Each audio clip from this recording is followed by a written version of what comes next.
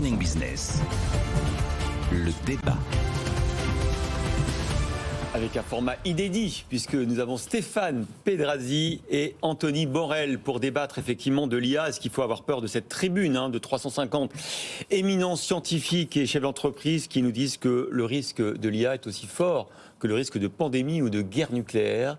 Il faut donc réfléchir et éviter une extinction de l'humanité à cause de l'IA. Est-ce qu'il faut réguler, Stéphane, justement, cette intelligence artificielle? Oui, alors les mots sont forts dans cette tribune. Tout dépend des raisons pour lesquelles on veut réguler l'intelligence artificielle. Faut pas se tromper d'objectif, sinon clairement on va tuer l'innovation et on va prendre du retard par rapport à ceux qui n'auront pas ce cas de conscience ailleurs dans le monde. Pour bien comprendre l'enjeu, je vais vous donner un exemple très précis. Les progrès de la médecine nous permettent aujourd'hui de vivre plus longtemps et en bonne santé, et tout le monde trouve ça très bien. Mais le fait de vivre plus longtemps, ça pose aussi des problèmes de financement des retraites, des problèmes de financement du système de santé. Alors est-ce qu'il faut brider la recherche médicale parce que ça pose des problèmes de financement?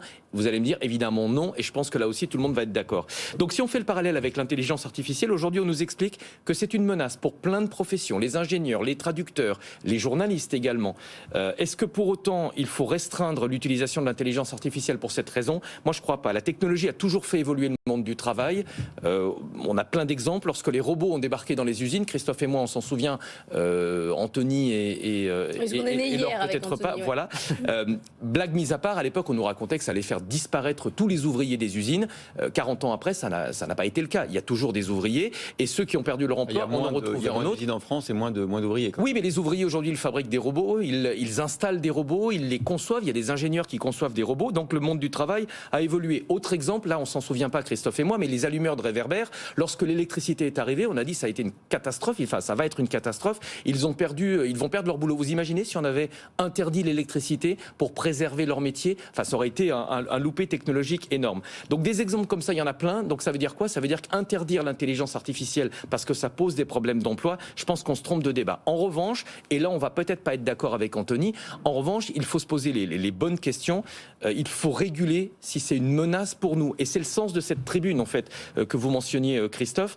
Pour l'instant, l'intelligence artificielle, c'est un gouffre énergétique. Est-ce qu'on peut l'utiliser quitte à mettre la planète en péril? Il faut se poser la question. L'intelligence artificielle va permettre rapidement de reconnaître un individu à partir d'une seule photo et de tout savoir sur sa vie privée. Si ça fait disparaître la notion de vie privée, je pense que là, il y a une vraie question. Et par rapport à ça, il faut réguler. Sinon, ça sera le monde de George Orwell, 1984. Un dernier point, je ne vais pas multiplier les exemples, mais si on fait le parallèle avec les lois sur la bioéthique, lorsqu'on parlait de clonage, on a quand même réussi à interdire le clonage humain parce que ça touchait aux fondamentaux de l'être humain.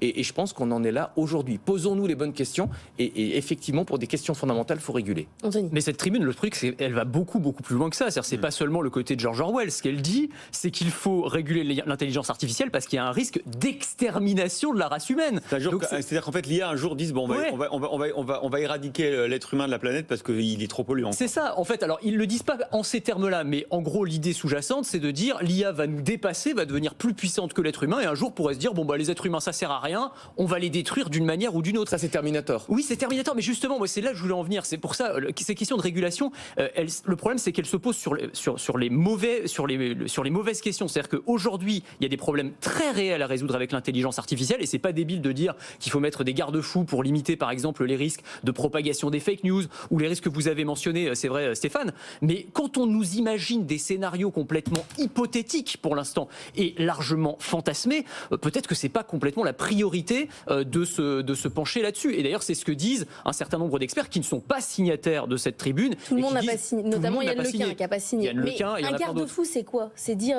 attention aux fake news. Comment on met des garde-fous?